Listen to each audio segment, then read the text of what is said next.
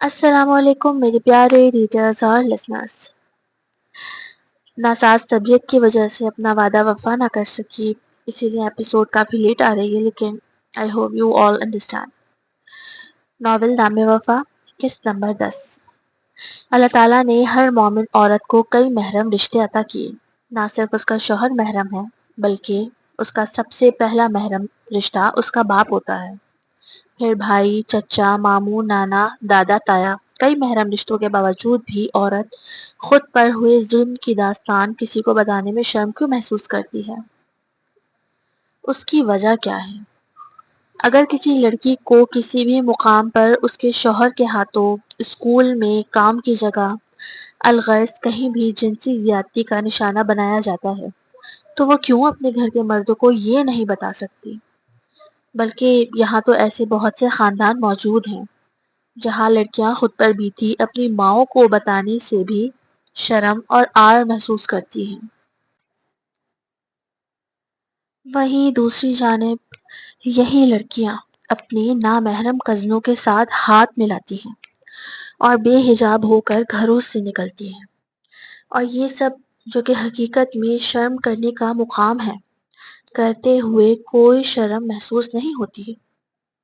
یہ سب باپ بھائیوں کے سامنے ہوتا ہے، نہ انہیں کوئی فرق پڑتا ہے، نہ ہی ان لڑکیوں کو۔ ہمارے دین نے ہمیں ایسے محرم رشتے اسی لیے عطا کیے ہیں کہ ہم ان سے اپنی ذاتی باتیں شیئر کر سکیں جو نامحرموں سے نہیں کی جا سکتی، انہیں اپنے ان مسئلوں سے آگاہ کریں تاکہ ان کی زندگی میں آسانی آئے۔ لیکن بس کیونکہ یہاں باپ بھائیوں کی عزت و تکریم اور ان سے رشتے کی نزاکت کے نام پر لڑکیاں بہت کچھ سہتی رہتی ہیں اور شرم کی وجہ سے انہیں کچھ نہیں بتا پاتی۔ اقرا کے ساتھ بھی تو یہی ہو رہا تھا۔ آج اس کے باپ نے اس کے لیے ایکشن لیا، وہ بھی اسی لیے کیونکہ اس پر ہاتھ اٹھایا گیا تھا۔ لیکن اگر وہ اپنے باپ کو یہ بتاتی کہ کس طرح وہ روز زیادتی کا نشانہ بنائی جاتی ہے، تو شاید راحیل صاحب اسے کبھی واپس بھیجتے ہی نہ۔ جو ظلم وہ تنہا سہ رہی تھی، اس کا گواہ اس کا رب تھا یا وہ خود تھی؟ بسمہ، شائستہ، صبا، سلمان سب بس اتنا ہی جانتے تھے جتنا آنکھوں سے دیکھ پا رہے تھے۔ نانی کی باتیں سن کر راحیل صاحب اور شائستہ بیگم گہری سوچ میں مبتلا ہوئے۔ ٹھیک ہے، آپ بلا لیں عامر کو، میں بات کروں گا، پھر لے جائے وہ اقرا کو اپنے ساتھ۔ جیسے شادی کا فیصلہ راحیل صاحب نے خود کیا، اپنی بیٹی پر ظلم کے خلاف آواز بھی خود اٹھائی، ویسے ہی اسے واپس بھیجنے کا فیصلہ بھی خود ہی کر ڈالا۔ نہیں راحیل، یہ گڈو چھوڑائے گا اسے، بس تم بھیج دو۔ بھائی کہہ رہے تھے کہ انہیں بہت برا لگا ہے، آپ ان کی اجازت کے بغیر لے کر آ گئے تھے اقرا کو، وہیں بیٹھ کر بات کر لیتے تو اتنا مسئلہ نہ بنتا۔ بھائی نے صاف کہا ہے کہ وہ لوگ لینے نہیں آئیں گے، آپ خود بھیج دیں۔ عامر کو انہوں نے سمجھا دیا ہے، اب وہ کچھ نہیں کرے گا۔ راحیل صاحب کے ماتھے پر فکر کی لکیریں نمودار ہوئیں۔ اس سے پہلے وہ کچھ سخت کہہ دے، شائستہ بیگم بولی، سنیں، میرے خیال میں ہمیں امی کی بات مان لینی چاہیے۔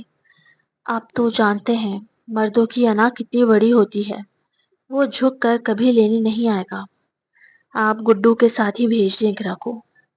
پھر راحیل صاحب نے اقرا کو شائستہ بیگم کے بھائی یعنی اس کے ماموں کے ہمراہ سسرال روانہ کیا، اس امید اور دعا کے ساتھ کہ اب اسے اس قسم کی جارحیت کا سامنا نہیں ہوگا۔ راحیل صاحب کا مقصد یہ تھا کہ وہ عامر کو بتانا چاہتے تھے کہ اقرا اکیلی یا لاوارث نہیں ہے، اس کا باپ اس کے ساتھ ہے، تو ذرا انسان کا بچہ بن کر رہے۔ اقرا اپنے ماموں کے پیچھے بائک پر بیٹھ کر سسرال کی جانب رواں ہوئی تو اسے لگا کوئی اس کا پیچھا کر رہا ہے۔ جیسے ہی اس نے ارد گرد نظر دوڑائی تو ذرا فاصلے سے اسے عامر ان کا پیچھا کرتا ہوا نظر آ گیا۔ وہ خوشی سے بائک دوڑا رہا تھا، نہ جانے کب سے راہیل کے گھر سے ذرا فاصلے پر چھپا بیٹھا۔ وہ بس انتظار کر رہا تھا کہ اقرا جلد از جلد گھر کے لیے نکلے۔ اس کی اپنے پھپھوزاد گڈو سے بڑی دوستی تھی۔ گڈو نے نکلتے ہوئے اسے میسج کیا تھا کہ ہم نکل رہے ہیں۔ اقرا نے تو اسے دیکھ لیا لیکن وہ نہیں جانتا تھا۔ اقرا پہلے گھر پہنچی، سسر کو سلام کیا اور اپنے کمرے میں جا کر سامان واپس الماریوں میں رکھا۔ اتنے میں گھر میں عامر داخل ہوا، ایسا بیگانہ بن کر جیسے اسے پتہ ہی نہ ہو کہ اقرا واپس آ چکی ہے۔ وہ بھرپور اداکاری کر رہا تھا۔ کمرے میں آ کر بآواز بولا، تم آ گئی واپس؟ اقرا نے مسکرا کر اسے دیکھا۔ وہ اس کی اداکاری کو بخوبی سمجھ رہی تھی۔ مسکرا کیوں رہی ہو؟ جوکر دیکھ لیا ہے کیا؟ ہاں ہاں ہاں۔ اس بات پر اقرا کی ہنسی نکلی تھی۔ وہ ابھی بھی یہی سمجھ رہا تھا کہ اقرا اس کے پیچھے پیچھے آنا نہیں دیکھ پائی۔ اس رات عامر کا رویہ اقرا سے قدرے بہتر تھا۔ اقرا کو بھی کہیں نہ کہیں یہ گمان ہوا کہ چلو شاید اس کی عامر کی نظر میں اتنی اہمیت تو ہے کہ وہ اس کے بغیر پریشان ہو گیا۔ لیکن اس جھلی کو ابھی بھی پتہ نہیں چلا تھا کہ اہمیت اس کی ذات کی نہیں، اس کے جسم کی ہے۔ اگلے ایک ہفتے تک تو سسرالی سیاستوں سے اس کی جان چھوٹی رہی، لیکن کمرے کے حالات ویسے ہی تھے۔ ہم سب نکل رہے ہیں، تم اور عامر گھر کو اچھے سے تالا لگا کر آ جانا۔ جیسے ہی عامر کام پر سے آئے، آج بہن کے گھر شادی کی دعوت تھی۔ پوری فیملی بسما اور سلمان سمیت وہاں جا چکے تھے۔ بس اقرا عامر کا انتظار کر رہی تھی۔ کبھی تو وہ جلدی آ جاتا تھا، لیکن کبھی کبھار اسے کافی دیر ہو جاتی تھی۔ اس بے وقوف لڑکی کو اتنا نہیں اندازہ تھا کہ ہو سکتا ہے کہ وہ اپنی اسی عائشہ نامی گرل فرینڈ سے ملاقات کی وجہ سے دیر سے آتا ہو۔ خیر، وہ تیار ہو چکی تھی، پستہ گرین کلر کی کام دار فراک پہن کر۔ میک اپ اور جولری کے ساتھ وہ اچھی لگ رہی تھی۔ اتنے میں عامر گھر میں داخل ہوا۔ وہ بنا ہوا تھا، نہ جانے کس بات پر۔ پانی لاؤ، حقارت سے کہتا ہوا وہ بیڈ پر جا بیٹھا۔ اقرا نے جلدی سے پانی کا گلاس اسے تھمایا۔ ویسے ہی بہت دیر ہو چکی تھی، 10 بج گئے ہیں، آپ تیار ہو جائیں تو پھر نکلتے ہیں ہم۔ اقرا نے اسے یاد دہانی کروانا چاہی کہ بہت دیر ہو گئی ہے، جس پر گھور کر عامر نے اسے دیکھا۔ کام پر سے آیا ہوں میں، تھکا ہوا ہوں، جلدی کرو، چڑھ کر کہتا ہوا وہ اٹھا اور اپنے کپڑے اٹھا کر باتھ روم میں جا بیٹھا۔ آدھے گھنٹے اطمینان سے نہا کر تولیہ لپیٹے باہر آیا۔ اقرا کا حلیہ گرمی اور پسینے سے خراب ہونے لگا تھا۔ عامر کے نمبر پر کالز آ رہی تھی۔ سب کھانے پر ان کا انتظار کر رہے تھے۔ وائٹ کرتا شلوار اس کا استری ہوا ٹنگا ہوا تھا۔ جب اسے بنیان کہیں نظر نہ آئی تو وہ بولا، بنیان کہاں ہے؟ لا کر دے جلدی۔ اقرا کی ہوائیاں گل ہوئی تھی۔ اس نے سب نکال کر رکھا تھا، گھڑی، جوتے، کپڑے، تو وہ وہاں سے کہاں جا سکتی تھی؟ اقرا نے الماری کھولی تاکہ دوسری بنیان نکال سکے، لیکن وہاں ایک بھی بنیان موجود نہ تھی۔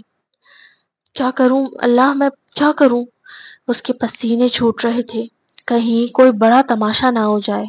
اسے بہت خوف آ رہا تھا۔ اس وقت وہ گھر پر اکیلی تھی، لیکن وہ نہیں جانتی تھی کہ اس کے خلاف 2 منصوبوں پر کام شروع ہو چکا ہے۔ عامر نے غصے سے اسے دھکا دے کر سائڈ پر کیا اور خود الماری میں گھس کر ایک بلیک ٹی شرٹ نکال لی۔ اب وہ تیار کھڑا تھا، سفید کرتا شلوار کے نیچے کالی ٹی شرٹ پہنے۔ اقرا خاموشی سے اس کے ہاؤ بھاؤ دیکھ رہی تھی۔ پھر 11 بجے اللہ اللہ کر کے دونوں پہنچے۔ کھانا لگ چکا تھا۔ وہ آتے ہی کھانے پر بیٹھے تھے۔ ارے بھائی کہاں رہ گئے تھے تم لوگ جو اتنی دیر ہو گئی؟ خیریت ہے نا؟ گڈو ماموں نے اقرا سے پوچھا۔ اس کے پسینے چھوٹ رہے تھے، عجیب ہوائیاں گل تھی اس کی۔ ماموں انہیں دیر ہو گئی تھی آنے میں، بس جیسے ہی آئے تیار ہو کر ہم یہاں آ گئے۔ اس کے جواب پر عامر نے حقارت سے ہنکارا بھر کر بولا، بکواس مت کرو، دیر میری وجہ سے نہیں تمہاری وجہ سے ہوئی ہے۔ ابھی مزید کچھ کہتا کہ ابو نے اسے ٹوک دیا۔ چلو آ گئے نا، بس اب بحث مت کرو۔ وہاں شائستہ اور راحیل بھی موجود تھے۔ فریدہ بیگم نے انہیں بھی بلایا تھا۔ کچھ دن پہلے جو بات ہو گئی تھی، اس کے بعد راحیل صاحب کی سمدھی اور عامر دونوں سے ملاقات نہیں ہوئی تھی۔ فریدہ بیگم چاہتی تھی کہ ان کے مابین کشیدگی ختم ہو جائے۔ کھانا کھا کر سب بیٹھے تھے، بات چیت ہو رہی تھی، اور عامر وہ مسلسل اپنی قمیص کے اوپری 2 بٹن کھول کر سینہ سہلا رہا تھا اپنا۔ اس کا صاف مقصد یہ تھا کہ اپنے پھپھو اور تمام لوگوں کو دکھا سکے کہ اقرا کتنی پھوڑ ہے، اسے شوہر کے کپڑے تک رکھنے کی تمیز نہیں۔ آج دعوت میں عامر کو کیا نمونہ بن کر آنا پڑا ہے، اور دیر بھی اسی وجہ سے ہوئی ہے۔ یہ سب اقرا کی وجہ سے، وہ اسے ذلیل کرنا چاہتا تھا۔ یہ پہلا منصوبہ تھا۔ دونوں باپ بیٹوں نے یہ پلان بنایا تھا کہ اب کچھ بھی کر کے فریدہ بیگم کو یہ یقین دلانا ہے کہ خرابی ہم میں نہیں ہے۔ اگر اقرا پٹتی ہے تو اپنی حرکتوں کی وجہ سے پٹتی ہے۔ وہ راحیل اور شائستہ کو بھی یہی جتانا چاہتے تھے کہ جو بھی انہوں نے بیٹیوں کی حمایت کی وہ غلط ہے، کیونکہ وہ ناکارہ لڑکیاں ہیں۔ سسرال انہیں جوتے مارنے کا حق رکھتا ہے۔ خیر، وہاں یہ عامر کے گریبان سے جھانکتے کالی ٹی شرٹ ہر کسی نے دیکھی تھی، اور سب سمجھ بھی گئے تھے، لیکن کوئی کچھ نہیں بولا۔ وہ لوگ واپس گھر آ گئے۔ اگلے روز اتوار تھا۔ صبح سے ہی گھر میں ایک شور برپا ہوا رکھا تھا۔ رات بھر جاگنے کی وجہ سے اقرا کو تو نیند کے جھونکے آ رہے تھے، لیکن وہ باہر آئی تو سسر صاحب واشنگ مشین سے تمام بنیانے نکالے بالٹی میں بھگو رہے تھے، اور مسلسل منہ ہی منہ میں کچھ نہ کچھ بڑبڑا رہے تھے۔ وہ اتنا شور مچا رہے تھے کہ سلمان، روہیل، صبا، بسمہ سب بیزار ہو رہے تھے۔ اتنا نہیں پتا کہ میاں کے کپڑے دھلے ہوئے ہیں یا نہیں، اپنی مستی میں مگن رہتی ہیں۔ ماں باپ نے یہ تربیت کی ہے۔ کیسا میرا بیٹا کارٹون لگ رہا تھا کل، بے غیرتوں کو بس انڈے کھلوا لو، انڈے کھائیں گی، انڈے لاؤ انڈے۔ وہ ہذیانی ہو چکے تھے، اور اسی میں انہوں نے بہوؤں کے انڈے کھانے پر بھی طعنہ مار دیا تھا۔ جب سے بہویں آئی تھی، گھر کے خرچے بہت بڑھ گئے تھے، کیونکہ انہیں اپنے گھر سے ہی ناشتے میں انڈے کھانے کی عادت تھی۔ تو اب سن رہی تھی طعنے۔ وہ تو ٹھہرے صدا کے کنجوس۔ اقرا نے کچھ دیر کھڑے ہو کر انہیں دیکھا، پھر سر جھٹک کر کچن میں داخل ہو گئی۔ بول بول کر خود ہی چپ ہو جائیں گے۔ اسے ابھی عامر کے لیے لسی بنانی تھی، اور ساگودانہ بھی بنانا تھا۔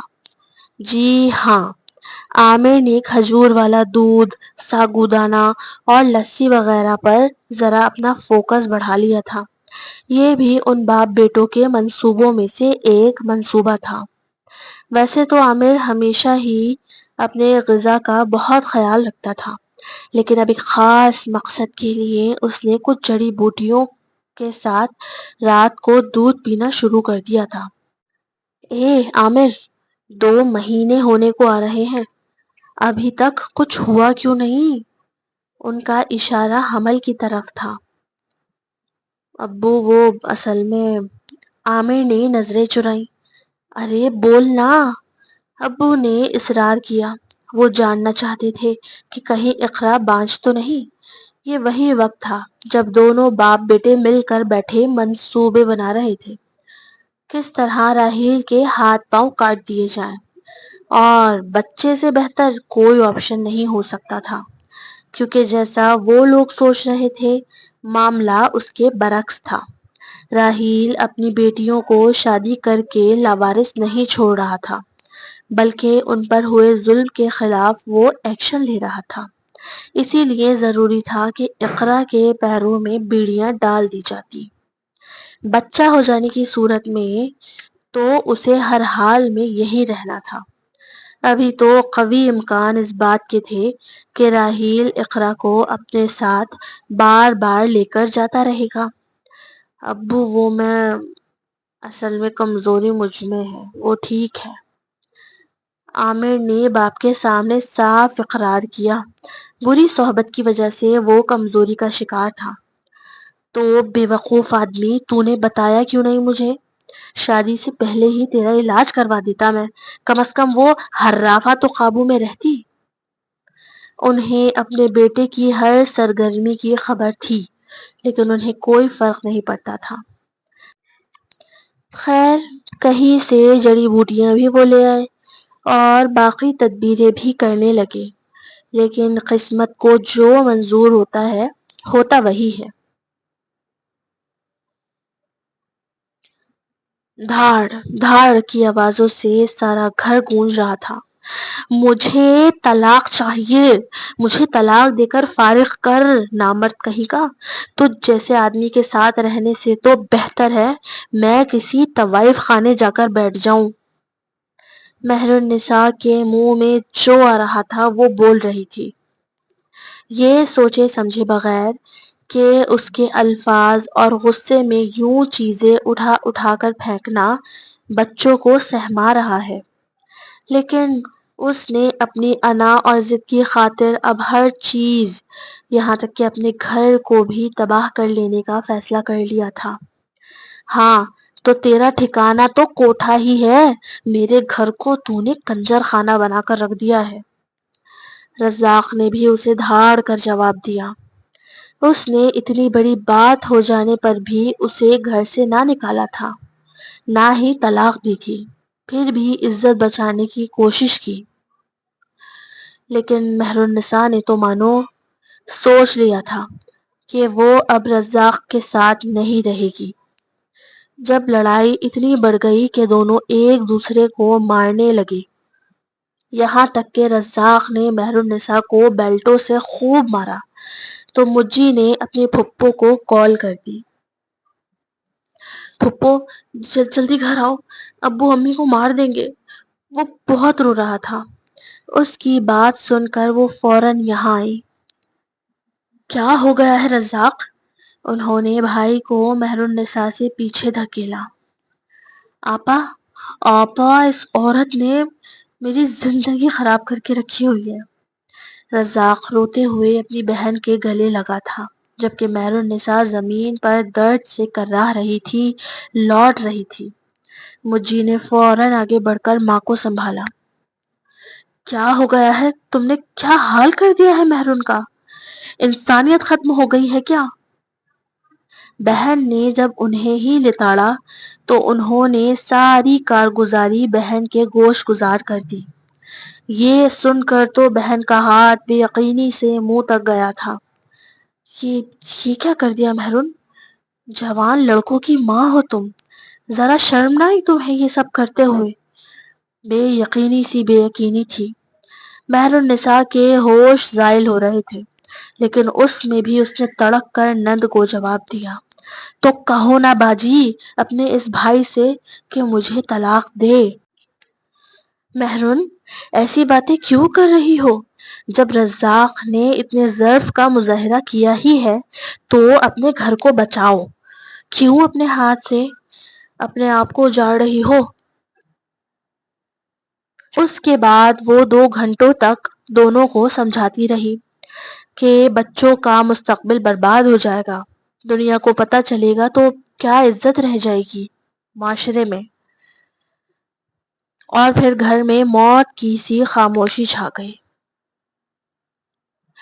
بچے اپنی اپنی جگہ سہمے تھے اور دونوں الگ الگ کمروں میں دبکے بیٹھے تھے۔ To be continued. AW the novel, Zone Copy My Novel. Thank you.